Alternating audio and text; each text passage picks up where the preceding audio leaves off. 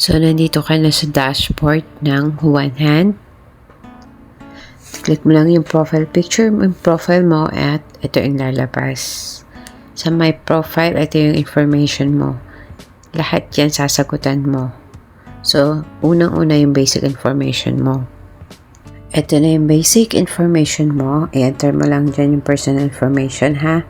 Yung purpose ng pag-loan mo. Yung education level mo. Residential address mo. Ilalagay mo dyan lahat. So, aside sa residential address, kailangan mo rin input yung complete address mo. Number of credit cards kung ilan o kung wala naman ay 0. Hindi naman mawawala ang email address na laging ginagamit natin kapag umuutang tayo sa mga gantong apps. At syempre, kailangan may work information kang ilalagay. Kung anong profession mo, kung anong trabaho mo. I-click mo lang kung OFW, click mo. Syempre, kung may trabaho, may sahod. Ilagay mo lang dyan kung magkano yung sinasahod mo buwan-buwan.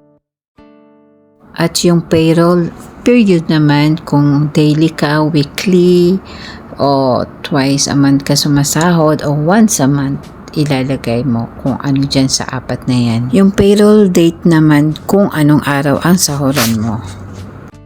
Ito, additional information naman to regarding to sa trabaho mo. Kung ano yung company name mo, company contact number, number of children o kung ilan ang anak mo. Then, click mo lang yung next. So, dito ka na mapupunta sa contact person o kung saan sila pwedeng tumawag just in case na magkaroon ng problema o madelay ka. At kapag may nag-appear na ganito sa screen nyo, i-cancel nyo lang kasi yan yung mga nag-give up o hindi na tinutuloy yung application ng loan nila. So, ito na yung lahat ng information na finilapan mo, yung basic information at contact number. So, kailangan mo lang siyang i-review. Kung may mali, i-correct mo na lang. So, kompleto na tayo sa basic at contact. Ngayon, proceed na tayo sa facial recognition. Sa facial recognition, kailangan mo lang sundin kung ano instruction dyan para ma-verify. Click mo lang yung while using the app.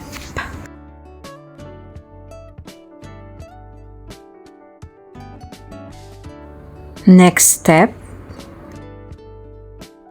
Ngayon, tapos na tayo sa facial recognition, kailangan mo naman mag-submit ng identification card. Kung anong meron kang ID dyan, yun ang isubmit mo. So, i-type mo yung ID number mo. May camera dyan, pwede mo nang picturean yung ID mo o kaya mag-upload ka kung meron dyan sa phone mo. So, automatic na andyan na yung information details mo.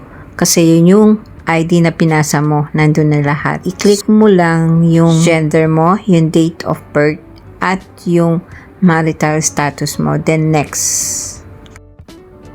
So, i-click mo lang yung settings. Mapupunta ka sa settings ng phone mo. At i-allow mo lang yung app ng One Hand. So, tapos na. Kailangan mo na lang siyang i-bind yung withdrawal method mo. So, pwede mo ilagay yung GCash mo, ano man yung mga bank account mo, pwede dyan para ma-receive mo yung pera. So, yung pinili ko yung GCash at in-input ko yung number.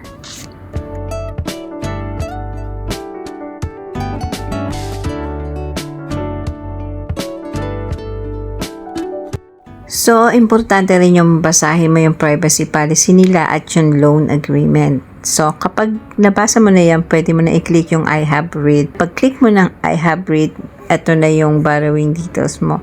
Under verifying na siya, antayin mo na yung results. So, verifying application na tayo ngayon. Antayin na lang natin kung ano yung results. So, yun na. Automatic nandun na yun sa GCash mo.